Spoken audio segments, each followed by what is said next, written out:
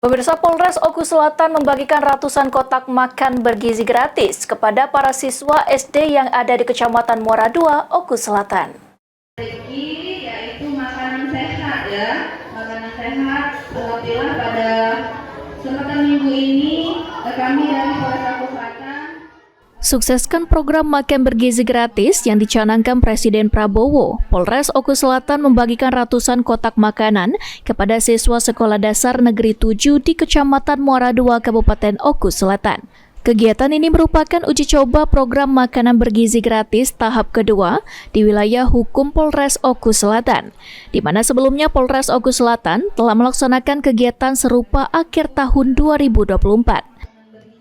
Pembagian makanan ini merupakan bentuk komitmen Polres Oku Selatan dalam mendukung program Presiden Prabowo untuk meningkatkan kualitas generasi penerus bangsa.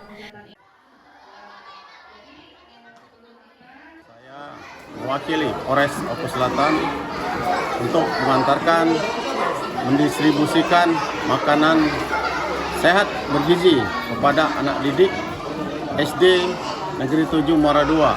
Semoga anak-anak didik tersebut sebagai generasi penerus menjadi anak yang cerdas dan pintar untuk melaksanakan